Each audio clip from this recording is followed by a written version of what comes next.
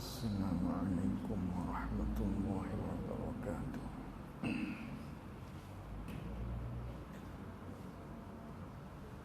Bismillahirrahmanirrahim. Alhamdulillahi rabbil alamin. Wassalatu wassalamu ala Rasulillahi sayyidil mursalin wa ala alihi wa sahbihi ajma'in. Subhanaka la ilma lana illa ma 'allamtana innaka antal alimul hakim. Rabbi shrah li sadri wa yassir li amri wahlul 'uqdatam min lisani yafqahu qawli. Allahumma faqihna fid din wa 'allimna ta'wilih. Allahumma faqihna fid din wa 'allimna ta'wilih. Allahumma faqihna fid din wa 'allimna ta'wilih. Allahumma nawwir qulubana bi nuri hidayatika kama nawwaltal arda bi nurika syamsika abadan abada. Bi rahmatika ya arhamar rahimin. Allahumma salli wa sallim ala sayyidina wa maulana Muhammad. Qala al-mu'allif rahimahullahu ta'ala wa nafa'ana bi'ulumihi wa bi'ulumina fid darain amin. Dan agama itu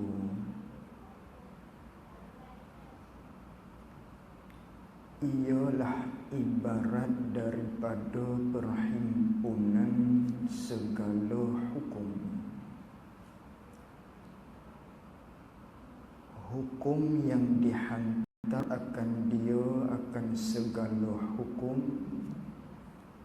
dihantar oleh Allah Subhanahu wa ta'ala,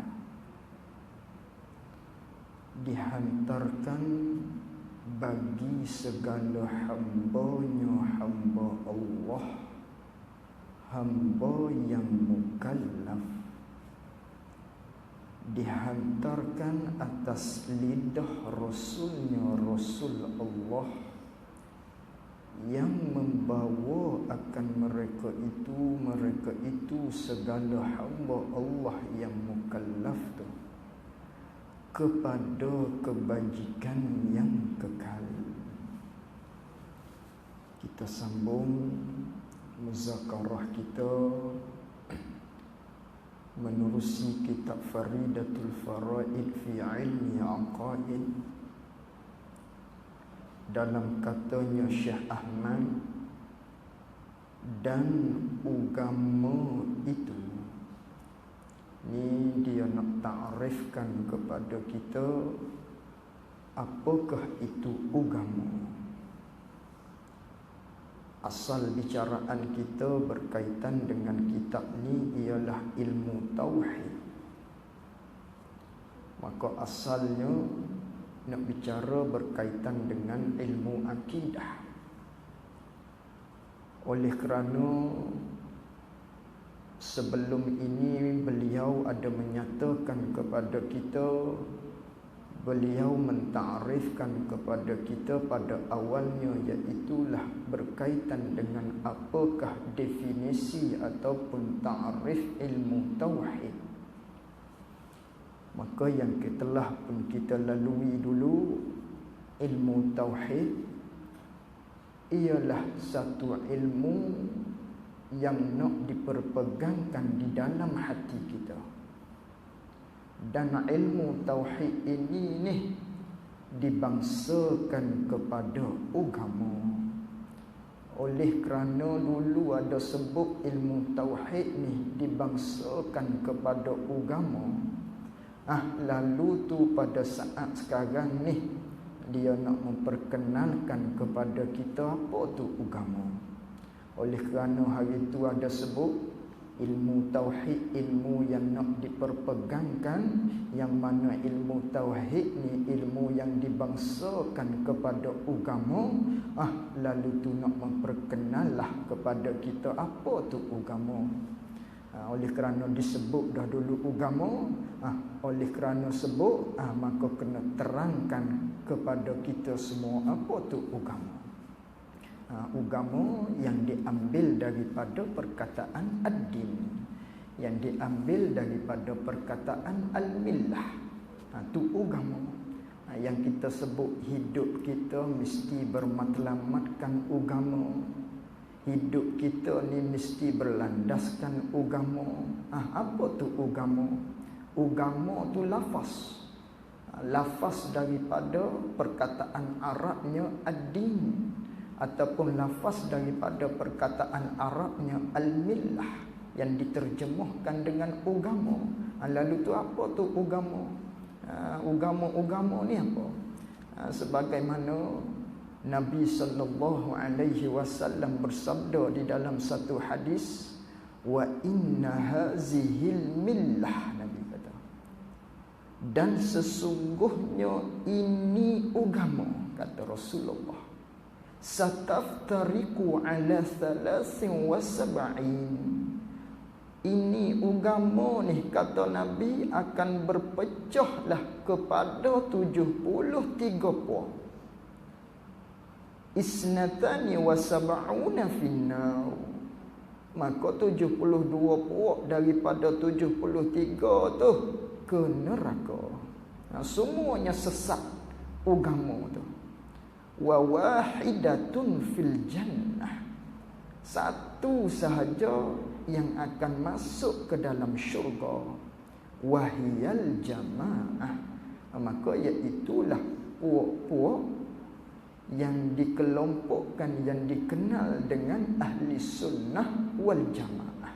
Nabi sallallahu alaihi wasallam guna perkataan al-millah, agama. Ataupun dalam hadis yang lain, Rasulullah sallallahu alaihi wasallam bersabda, tunkahul mar'atu li arba'in. Nabi ada sebut, ni nak menceritakan kepada kita ad-din tu ialah agama juga. Tadi al-millah diterjemahkan dia agama juga. Apa tu agama? Hadis terusnya Nabi menggunakan perkataan ad-din, pun agama juga diterjemah dia kepada bahasa kita. Hadis Nabi sallallahu alaihi wasallam, Nabi ada bersabda, tunkahul mar'atu li arba'in, dikahwinkan akan perempuan tu, kata Rasulullah, atas 4 perkara. Ada keempat-empat ni, kata Rasulullah, maka orang tu bertuahlah dia. Nabi dia bercakap atas ghalib dia, atas adat. Manakala seseorang tu nak berkahwin dengan perempuan, biasanya pada ghalibnya dia akan kahwini seseorang perempuan yang nak dijadikan sebagai isteri tu pak ni. Manakala laki-laki tu dia kahwini seseorang perempuan, jadikan sebagai seorang permaisuri bagi dia, ada pak-pak ni, ciri-ciri keempat-empat ni, maka orang tu orang yang bertuah. Mana? Lima liha, ada setengah daripada kitanya yang berkahwin kerana harta. Kerana harta dia. Maka tak salah kita cari perempuan yang kaya, kita pilih dia sebagai isteri kepada kita, tak salah. Tak mengapa. Ada kalanya juga Nabi sallallahu alaihi wasallam bersabda lagi, walihasabiha, kerana bako, kerana keturunan dia, kerana comelnya bako dia, keturunan dia, titih baris dia tu comel. Ada orang berkahwin kerana tu, kerana dia pilih di bako tadi. Di keturunan tadi. Pilih kerana keturunan baik-baik, keturunan tok guru ke, orang-orang soleh ke. Tak salah juga pilih kerana tu. Ada kalanya juga seseorang tu berkahwin dengan perempuan wali jamaliha, kerana kecantikan dia. Kerana rupa paras seseorang perempuan tu cantik. Dengan maknanya sejuk mata melihat dia di zahirnya. Tapi naknya biar ada satu lagi sejuk mata hati manakala kita berkahwin dengan dia. Biar ada dua-dua ni. Tapi nak ceritanya ada juga di kalangan kita laki-laki, dia berkahwin kerana kecantikan yang ada pada seseorang perempuan yang nak dia jadikan sebagai isteri. Maka tak salah juga. Tak salah kita pilih kerana tu. Adapun hok dilarangnya, kita pilih hok comel, hok cantik. Tapi sekadar comel saja, sekadar rupa saja yang comel, tapi maknanya akhlaknya tak comel. Hak ni dilarang. Tapi kita pilih seorang perempuan tadi kerana kecantikan, adakah salah? Tak salah. Di sisi agama tak salah. Bahkan yang tu dituntut. Supaya kita maknanya balik di rumah kita letih-letih tengok dia, sejuk mata hati kita. Tu wali jamaliha. Ada kalanya kerana kecantikan. Ada kalanya juga wali diniha. Kerana agama. Ini diniha, Nabi guna perkataan agama. Ada kalanya seseorang tu berkahwin kerana agama. Kerana tengok kepada seseorang perempuan tadi tu, agama dia tu ada. Apa tu agama? Apa tu agama yang disebut oleh Nabi sallallahu alaihi wasallam, sama ada al-millah ataupun ad-din. Lalu tu Nabi cerita lagi. Maknanya kalaulah kita tadi tu tak boleh, maknanya keempat-empat ciri-ciri tadi tu sempurna kepada kita cari seorang isteri, tak dapat keempat-empat tadi, Nabi buat cadangan kepada kita. Fazfar bizatiddin taribat siada. Hendaklah kamu pilih yang ada agama tu, didahulukan daripada yang lain. Dah tak boleh nak berhimpun keempat-empat pada dirimu di seorang perempuan yang engkau nak jadikan dia sebagai isteri kita tadi tu. Tak boleh pak-pak, tak ada. Kata Rasulullah, aku cadang kepada kamu, cari pilih daripada mereka tu perempuan sebagai calon isterimu yang ada agama. Dahulu waktu dulu. Kalau memilih sebagaimana cadangan aku, kata Rasulullah, taribat siada, maka tangan kamu tadi tu tak apa. Apa dengan maknanya? Kita tadi tu tak gaduh. Orang yang pilih seseorang perempuan yang memiliki agama, laki-laki tadi tu tak pening kepala. Kerana perempuan tu ada agama. Dia reti hukum hakam. Dia taat kepada suami dia. Maka kita walaupun keluar daripada rumah cari nafkah, dia tidak akan khianati kita. Tu taribat siada. Pilih agama. Nabi sallallahu alaihi wasallam maknanya beri cadangan kepada kita. Walhasilnya carilah. Tak apa. Cuma yang lebih elok iaitulah cari yang ada agama. Tu apa tu agama? Yang dikatakan oleh Rasulullah sallallahu alaihi wasallam tadi. Kita sendiri pun ada bercakap juga. Awal kita hidup atas dunia, mestilah matlamat kita agama nombor satu. Hak lain kedian. Kita pun pesan kepada anak kita, manakala dia dewasa, kita bagi tahu kepada dia, nasihat kepada dia awal. Manakala pergi jauh-jauh ni, kamu semua maknanya anak-anak ayah, kita maknanya mestilah berlandaskan agama. Jangan lari daripada agama, maka hidup kita akan selamat. Tu apa tu? Agama yang kita duk tutur-tutur agama seharian kita tadi tu. Biar kita faham apakah makna agama. Ini dia nak takrif kepada kita.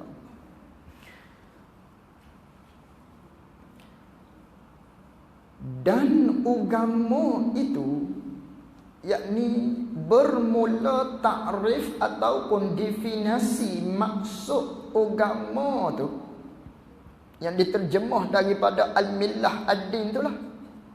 Apa tu? Ialah khabar, ialah ibarat daripada perhimpunan segala hukum.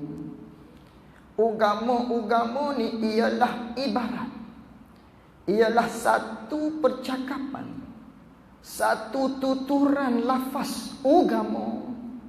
Tapi lafaz agama, satu tuturan, satu cakapan, kinayah daripada perhimpunan segala hukum. Agama-agama ni ialah satu perhimpunan segala hukum. Itulah agama. Agama satu lafaz, satu cakapan yang keluar daripada bibir mulut kita, agama. Tapi bila sebut agama, faham di kitanya ialah perhimpunan daripada segala hukum. Hukum mana? Hukum yang dihantar akan dia, akan segala hukum hantar oleh Allah Ta'ala. Itulah agama. Faham daripada situ, kalaulah hukum, undang-undang yang bukan daripada Allah Subhanahu wa Ta'ala, tak boleh kita nak panggil dia tu agama. Kerana syarat. Bila sebut agama, ialah undang-undang, syaratnya mestilah dihantar oleh Allah Ta'ala. Sekiralah undang-undang tersebut bukan datang daripada Allah, tak dipanggil agama. Seperti kita letak kereta kita tepi jalan pada tempat petak yang bukan disuruh parking. Kenalah towing kereta kita tadi, kena kunci tayar. Tu undang-undang tu. Undang-undang jalan raya dia panggil. Kita ingkar dia, kena denda, kena hukuman. Adakah boleh nak dipanggil dia tu sebagai agama? Tak boleh. Kerana apa? Kerana bukan datang daripada Allah Subhanahu wa Ta'ala. Dia panggil hukum wad'i. Hukum undang-undang yang direka-reka oleh manusia. Tak boleh nak dipanggilkan dia tu agama. Adapun agama-agama ni syarat mestilah undang-undang tersebut tu dihantar oleh Allah Subhanahu wa Ta'ala. Maka barulah dinamakan agama. Tu agama. Agama ialah perhimpunan segala hukum, segala undang-undang, segala peraturan-peraturan. Tapi peraturan hukum, undang-undang yang dihantar oleh Allah Subhanahu wa Ta'ala. Maka banyaklah undang-undang tadi tu. Banyak bila sebut segala hukum, segala undang-undang, segala peraturan, maka banyaklah undang-undang yang dihantar oleh Allah Subhanahu wa Ta'ala. Sama ada maknanya undang-undang yang berkait dengan iman, yang berkait dengan Islam, yang berkait dengan ihsan. Sama ada dari segi munakahatnya, dari segi jinayahnya, muamalatnya, bab iktiqadnya, tak kira. Asalkan undang-undang tersebut datang daripada Allah, nama dia agama lah tu. Maka nak memperkecilkan lagi skop dia, tak diluah sangat tu. Bila kata agama ni ialah segala hukum, hukum-hukum ni yang berkait dengan sama ada dengan iman, dengan Islam, dengan ihsan, maka kesemua tadi tu duduk di dalam hukum taklifiyah. Atau kita kecilkan lagi skop dia. Bila sebut agama ni ialah undang-undang, segala undang-undang, undang-undang mana? kita kecilkan dia, iaitulah hukum taklifiyah. Apa hukum taklifiyah? Iaitulah hukum yang 5 tu. Mana hukum yang 5? Yang kita selalu dengar: wajib, sunnah, haram, makruh dan harus. Ni 5 hukum ni lah yang dikatakan agama. Agama ni ialah satu perhimpunan daripada segala hukum yang dihantar oleh Allah. Segala hukum tu apa? Hukum taklif. Kita kecilkan dia, skop dia. Hukum taklif. Jadi hukum taklif ada berapa? Ada 5. Asalnya 4 sahaja. Satu tu bukan daripada hukum taklif pada asalnya. Kerana hukum taklif maksud dia ilzamu ma ataupun talabu ma fihi kulfah. Tu taklif. Taklif, takrif dia ialah talabu ma fihi kulfah. Tuntut barang yang ada padanya keberatan. Keberatan apa? Nisbah nafsu kita tu berat. Panggil hukum taklif. Berat nisbah nafsu. Tuntut barang yang ada keberatan. Maka tilik pada takrif tersebut, hukum taklif ada 4 sahaja. Harus tidak termasuk di dalam hukum taklifiyah. Kerana apa? Kerana harus tidak ada keberatan nisbah nafsu kita. Nak buat tak apa, tak mahu buat tak apa, tak ada berat sikit apa. Nak makan tak apa, tak mahu makan tak apa. Tak ada berat nisbah nafsu kita. Adapun wajib, berat nisbah nafsu. Sunat, berat nisbah nafsu. Haram, berat nisbah nafsu. Makruh pun berat juga nisbah nafsu kita. Kerana itulah pak ni dinamakan hukum taklifiyah. Adapun harus bukan pada asalnya, cuma dia panggil masuk puak juga min babit taklif. Asalnya ada 4. Wajib, berat nisbah nafsu kita.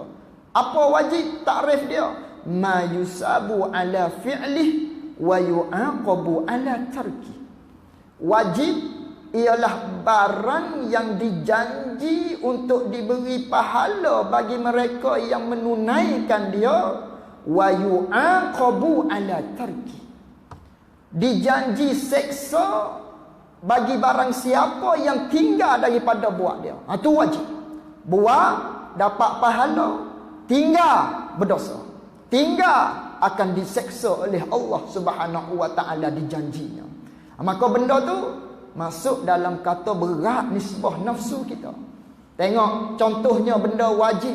Yang mana benda wajib ni benda maknanya yang dijanji manakala kita buat dapat pahala, tinggal dapat dosa. Apa contohnya? Sembahyang.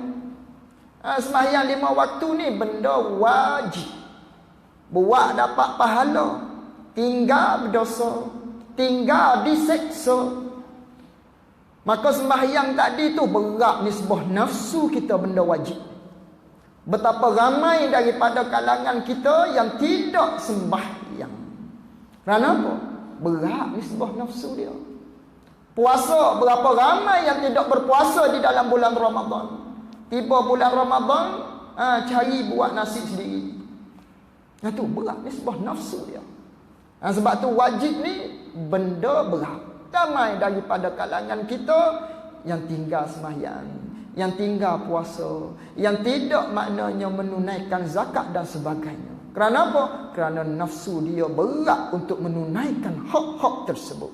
Sebab itulah wajib ni dia panggil hukum taklif, kerana berat nisbah nafsu kita. Tekanan yang Allah Ta'ala tuntut pada kita tu, nisbah nafsu kita berat. Sebab tu dia namakan hukum taklif. Yang kedua, sunnah. Pun berat juga nisbah nafsu. Sunat-sunat ni ialah ma yusabu ala fi'lih wa la yu'aqabu ala tarki. Barang yang dijanji oleh Allah Ta'ala manakala kita buat dia dapat pahala, Dan dijanji oleh Allah Ta'ala tidak akan seksa bagi mereka yang tinggalkan buatnya. Contoh, sembahyang isyak wajib, sembahyang maghrib wajib. Adapun solat sunat kapik fardu, hak tu sunat, bukan wajib. Tapi betapa ramai daripada kalangan kita tak buat. Walha 2 rakaat. Sembahyang isyak 3, sembahyang isyak 4, sembahyang maghrib 3. Adapun sunat 2 rakaat. Tak buat. Kerana apa? Nisbah nafsu kita tadi tu berat. Tu berat. Sunat pun berat juga nisbah nafsu kita. Nama dia hukum taklif. Yang ketiga, haram. Apa haram? Ma yu'aqabu ala fi'lih wa yusabu ala tarki.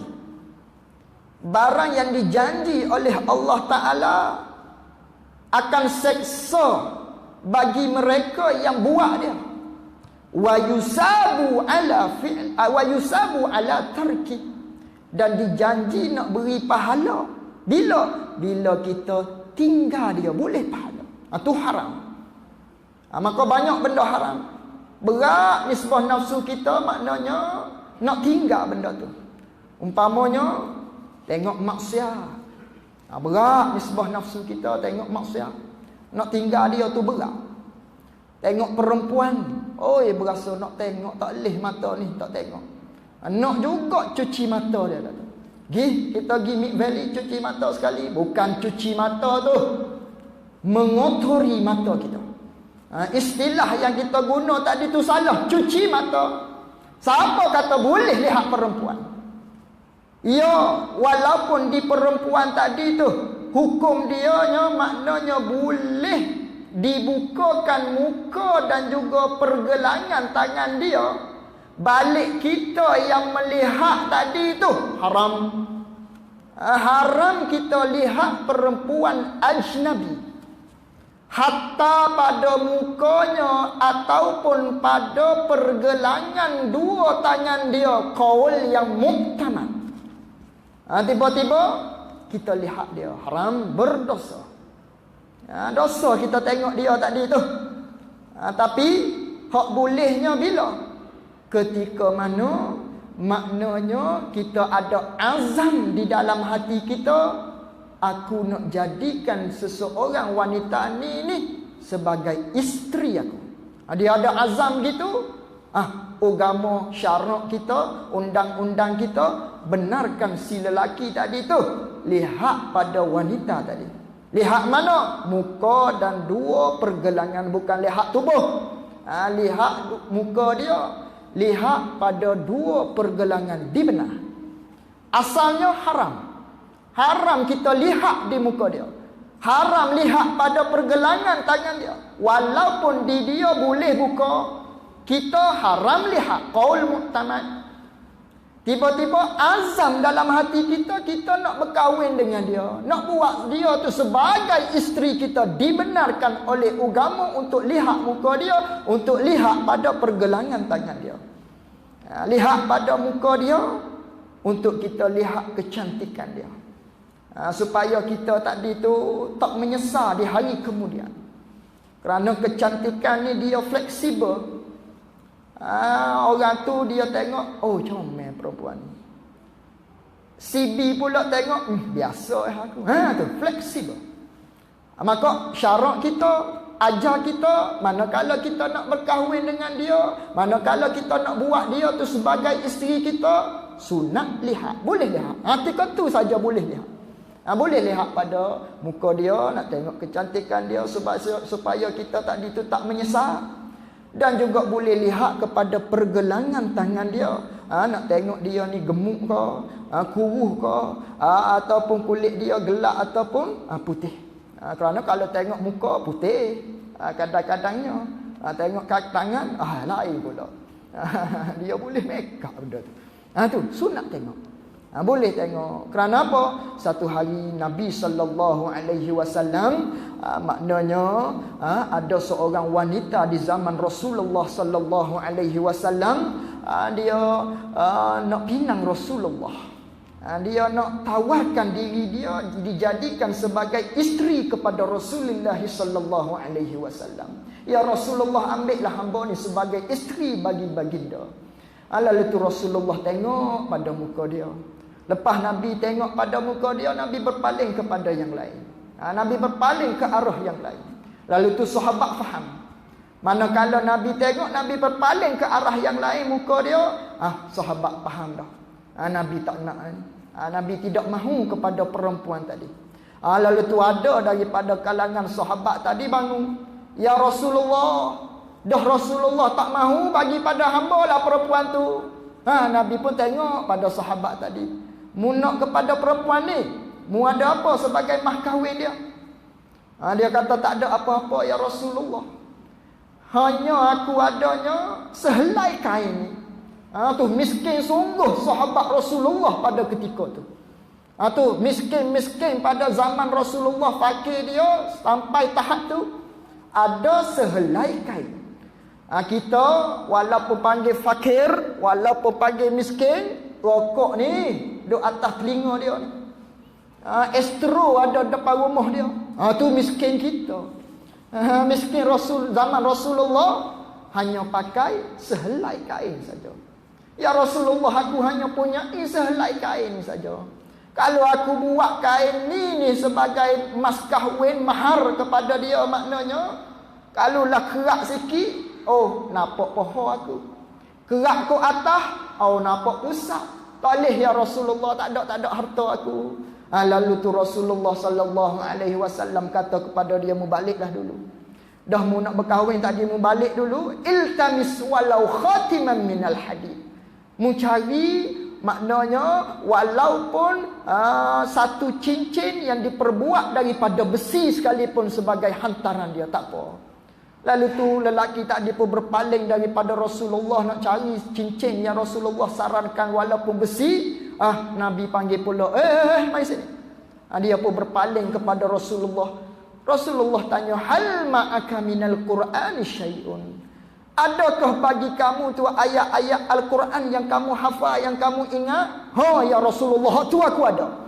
Kata Rasulullah, itulah sebagai mah kahwin kamu untuk berkahwin dengan perempuan yang mana dia tawarkan sebagai isteri kepada Rasulullah SAW, tapi Nabi tidak mahu tadi. Tu Nabi tengok kepada muka dia. Jadi hukumnya tak boleh. Haram kita lihat pada wajah wanita. Meskipun begitu, sekira ada hajat, maknanya terdesak, adalah tempat-tempat yang dibenarkan pada syarak. Adapun dengan syahwat, hak tu tak boleh tanpa khilaf. Tengok dengan syahwat pada muka, pada pergelangan, apatah pada tempat yang lain, yang tu terlebih-lebihlah, maknanya tidak ada khilaf di kalangan ulama pada haramnya. Haram ni berat nisbah nafsu kita. Nak juga tengok. Panggil hukum taklif. Makruh pun sama. Panggil berat juga nisbah nafsu kita. Bagi orang yang merokok tadi, nak tinggal apa aja. Tak cekak cari ubat tadi. Makan panadol tak jadi, makan ubat tu tak jadi, makan P tu tak jadi. Tak jadi nak tinggal. Berat nisbah nafsu kita tadi. Jadi pak ni masuk dalam kata hukum taklif. Adapun harus bukan hukum taklif. Dia masuk puak saja. Mimba bitaghliq dia panggil. Masuk ghalib juga.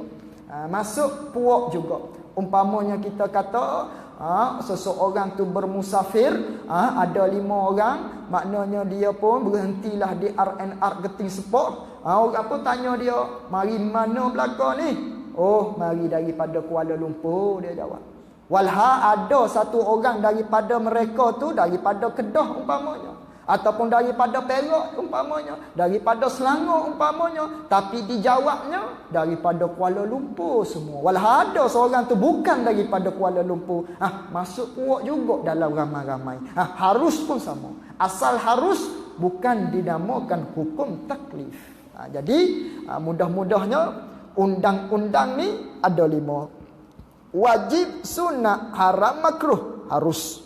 Maka 5 hukum ni lah maknanya tidak terlepas di diri kita.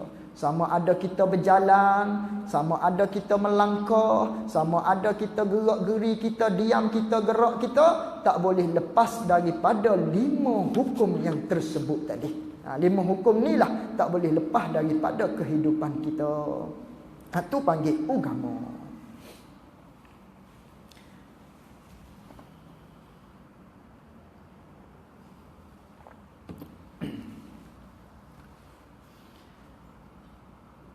Dan agama itu ialah ibarat daripada perhimpunan segala hukum, segala undang-undang, segala ketetapan hukum yang dihantar akan segala hukum, segala undang-undang, ketetapan tadi itu oleh Allah Subhanahu wa ta'ala. Itu agama.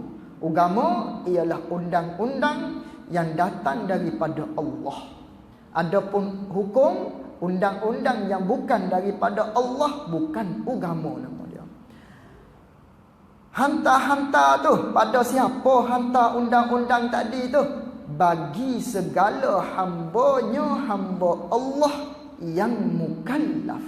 Sama ada hamba tu jin ataupun manusia, semuanya pikul undang-undang 5 tadi. Wajib, sunat, haram, makruh. Sama ada jin ataupun manusia yang mukallaf, semuanya pikul undang-undang tadi. Terlekat di dianya agama pada diri dia. Mukallaf kitanya maknanya kalau nisbah manusia, dia tu berakal, dia tu sampai umur, tidak buta dan tuli waktu kecil lagi, panggil mukallaf lah dia.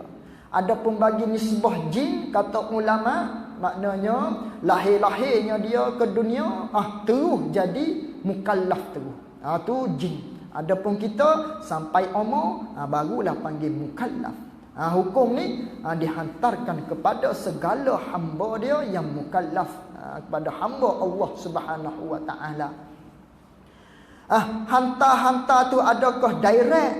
Adakah secara langsung hantar undang-undang tadi tu kepada hamba Allah Ta'ala? Tidak. Hantar-hantar atas lidah Rasulnya Rasul Allah. Hantar-hantar siapakah orang tengah di antara Allah dan juga hamba dia tadi tu? Hantar hukum tu atas lidah Rasulnya Rasul bagi Allah, atas lidah Nabi, atas cakapan Rasulullah. Itu lidah dia panggil majas mursal, min itlaqil mahalli wa iradatil halul fih, dia panggil. Sebut lidah tapi maksudnya cakapan. Rasul lah maknanya sebagai orang tengah yang mana yang memberitahu kepada kita segala undang-undang ni, maknanya diberikan oleh Nabi daripada malaikat Jibril kepada kita umat Nabi sallallahu alaihi wasallam. Nabi lah yang ceritanya, Nabi lah yang beritahunya. Hantar atas lidah Rasulnya Rasul bagi Allah, atas cakapan Rasulnya Rasul bagi Allah. Rasul tu sifat bagi Rasul yang membawa akan mereka itu segala hamba Allah. Rasul lah yang membawa, Rasul yang menunjuk jalan kepada kita segala hamba Allah, tunjuk jalan kepada kebajikan yang kekal. Apa kebajikan yang kekal? Iaitulah syurga di akhirat kelak. Nabi sallallahu alaihi wasallam lah yang menunjuk jalan kepada kita segala hamba Allah Ta'ala, yang maknanya memberi, yang memberitahu kepada kita segala undang-undang yang datang daripada Allah kepada kita. Seterusnya kita mendapat kebajikan yang kekal, iaitulah kita akan mendapat syurga di akhirat. Dengan maknanya hukum undang-undang ini adalah hadiah daripada Allah Subhanahu wa ta'ala. Undang-undang ni hadiah. Siapa yang memberi hadiah ini? Allah Subhanahu wa taala. Allah taala beri hadiah tu direct kepada kita? Tidak, melalui Rasulullah sallallahu alaihi wasallam. Nabilah yang memberitahu kepada kita, Rasullah yang menceritakan kepada kita, yang ni benda wajib, yang ni benda harus, benda makruh, benda haram dan sebagainya. Rasullah.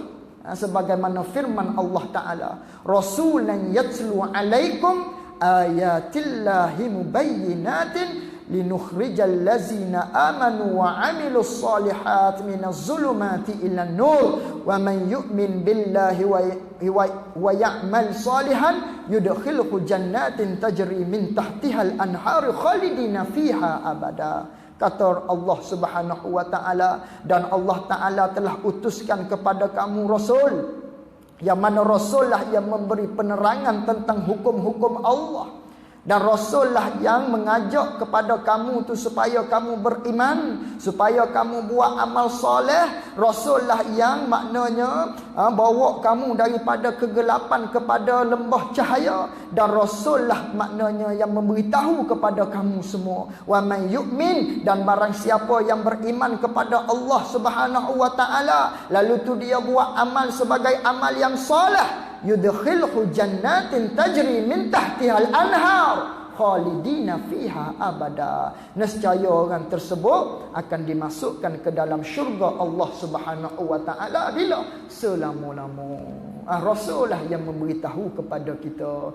Segala undang-undang tadi tu Rasulullah yang beritahu kepada kita daripada Allah Subhanahu wa taala. Hadiah kepada kita. Allah taala beri hadiah kepada kita semua. Benda wajib ni hadiah daripada Allah. Kita buat dia dapat pahala besar. Benda sunat hadiah daripada Allah Subhanahu wa taala. Manakala kita tunaikan benda sunat dapat pahala besar. Benda haram pun hadiah daripada Allah Subhanahu wa taala. Kita tinggal dia dapat pahala besar daripada Allah taala. Benda makruh pun sama, kita tinggal dia dapat pahala besar di sisi Allah Subhanahu wa taala. Sebab tu maknanya undang-undang ni adalah hadiah daripada Allah Subhanahu wa taala, bukan satu tekanan kepada kita, tidak. Bukan sebagai satu tekanan kepada kita, kena buat. Itu mentaliti kitanya begitu.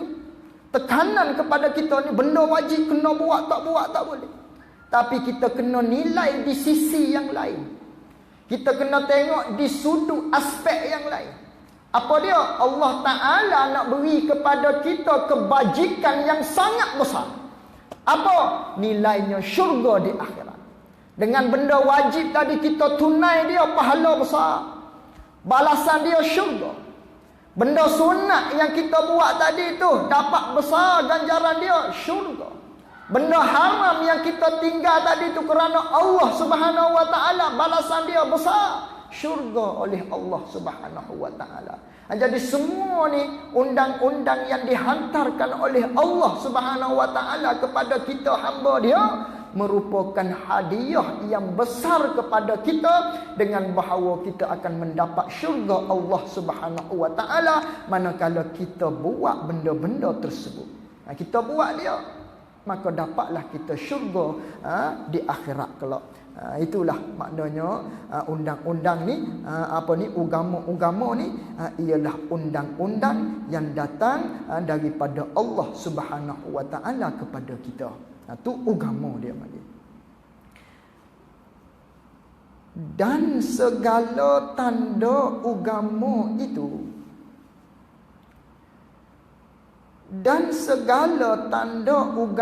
itu, empat. Ini dia nak cerita kepada kita tanda agama pula. Tadi takrif agama. Dan bermula segala tanda agama, yakni tanda bagi orang tu nak dikatakan dengan orang yang pikul agama dengan sebenar-benarnya, ada empat. Ada empat ciri dia. Ada empat tanda dia. Ada empat alamat dia. Barulah dipanggil orang tersebut orang yang pikul agama dengan sebenar-benar. Sekiranya tidak ada empat tanda ni, maka orang tersebut tak boleh nak dipanggil orang yang pikul agama dengan sebenar-benar. Apa agama tadi? Pikul undang-undang yang datang daripada Allah Subhanahu wa taala. Iaitulah hadiah yang Allah Taala beri kepada kita. Oleh kerana itulah maknanya kita kena syukur kepada Allah Subhanahu wa taala. Kita lahir atas dunia ni maknanya membuat asbab kepada kita untuk mendapat syurga Allah Subhanahu wa taala. Diutuskan Rasulullah sallallahu alaihi wasallam sebagai asbab kepada kita untuk mendapat syurga Allah Subhanahu wa taala. Lalu tu tanda dianya ada 4. Mana? Yang pertama daripada 4 tanda, sah i'tiqad. Apa sah i'tiqad? Betul i'tiqad. Sah betul, i'tiqad pegangan. Ini tanda yang pertama, pegangan seseorang kena betul. Pegangan seseorang kena. Barulah dinamakan orang tersebut orang yang mempunyai ciri-ciri orang yang pikul agama dengan sebenar-benar. Kalau tak ada ciri yang pertama ni, bahkan tak dinamakan seseorang tu beragama lah. Kerana apa? Tak ada ciri yang pertama. Ni besar ciri yang pertama ni. Tanda yang pertama ni besar. Apa dia? Sah i'tiqad. Kena i'tiqad seseorang tu betul. Apa betul i'tiqad? Apa sah i'tiqad? Iaitu sah i'tiqad tu jazam, mengaku putus dalam hati. Tu jazam. Jazam maknanya kinayah daripada yakin. Jazam seseorang dengan barang yang diiktiqadkan dia kan barang oleh ahli sunnah. Ini tanda orang tu orang yang pikul agama dengan sebenar-benar agama yang pertama.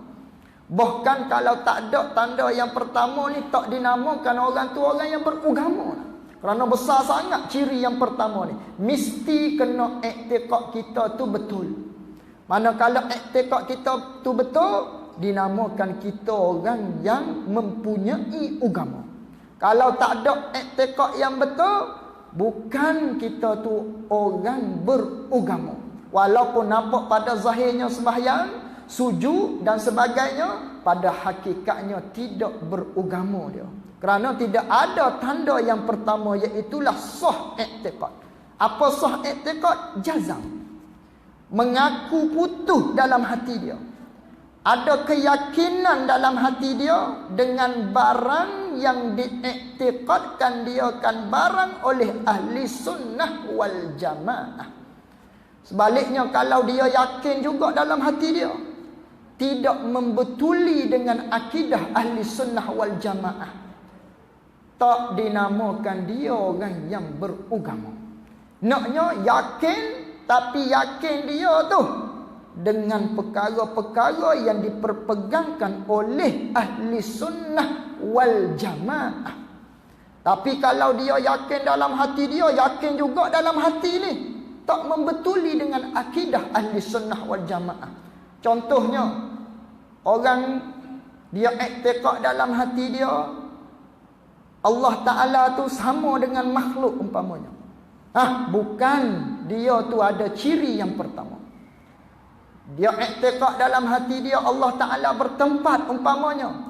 Tidak ada ciri yang pertama. Kerana keyakinan dia tidak membetuli dengan akidah ahli sunnah wal jamaah. Iktikad dia tidak sah. Iktikad dia tak betul.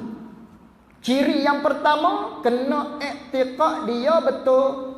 Kena ada yakin dalam hati dia. Apa yakin? Ma la yahtamilun naqid. Tidak ada ihtimal dah sebelah lawan. Tu yakin. Dengan makna 100%. Tu yakin. 100%. Kalau nisbah peratusnya.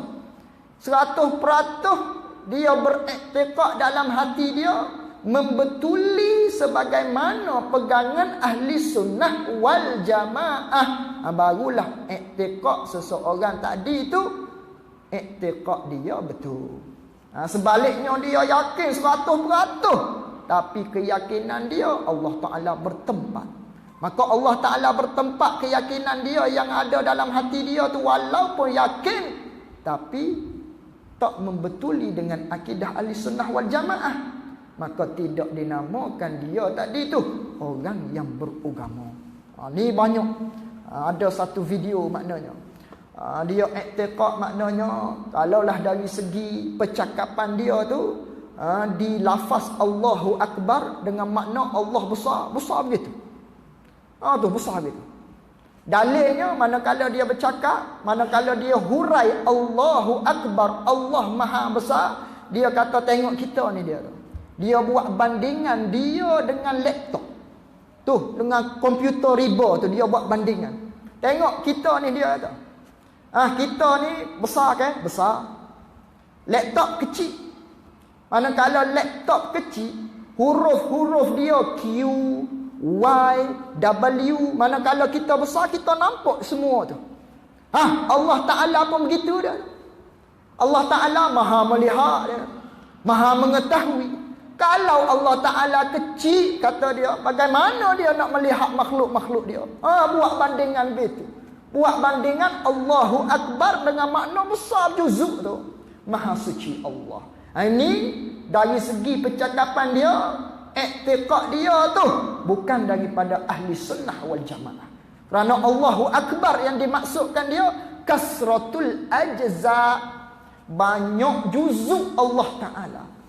Supaya kita kata satu lembu yang kita nak kurban, kita masuk bahagian, kita pun tanya dia, mu boleh berapa kilo?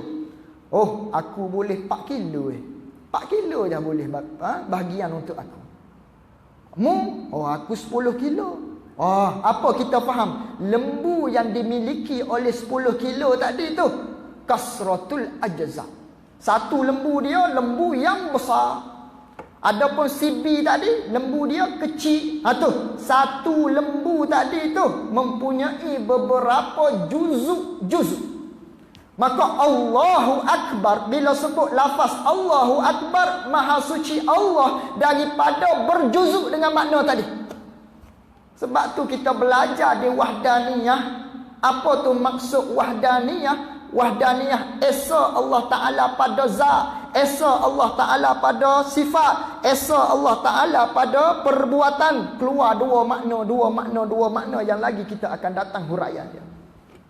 Maka sekiranya kita kata Allahu Akbar dengan makna besar begitu, luput makna wahdaniyah pada zat, pada makna yang pertama. Kerana wahdaniyah pada zat, pada makna yang pertama, dengan maknanya satu zat, zat Allah Ta'ala ni ialah satu zat yang tak boleh nak kita silaukan di dalam pemikiran kita. Tak boleh kita nak kalau di dalam pemikiran kita. Tak boleh kita nak fardukan zat Allah Ta'ala ni bersusun dengan beberapa juzuk.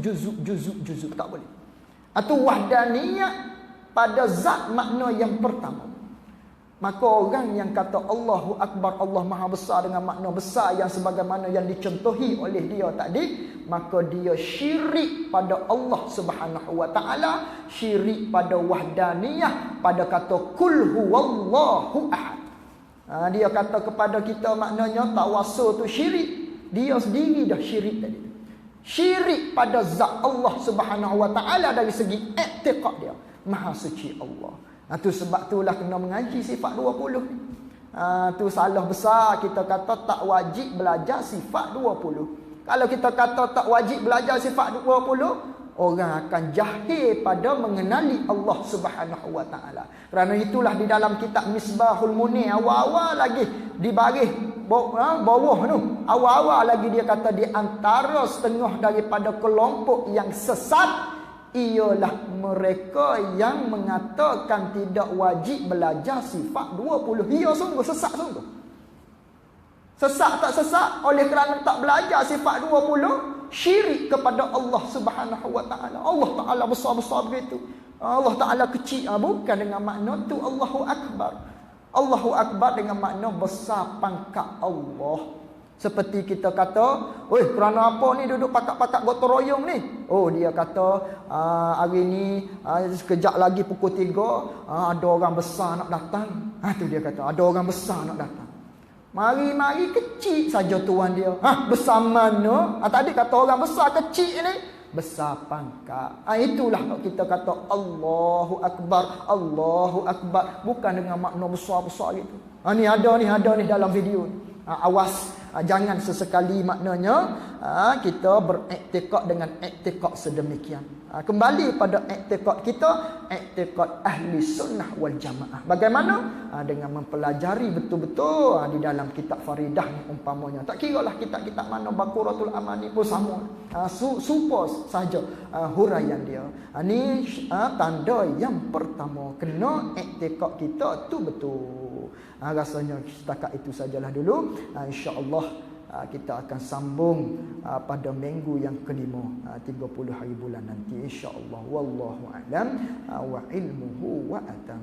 Dan segala tanda agama itu 4.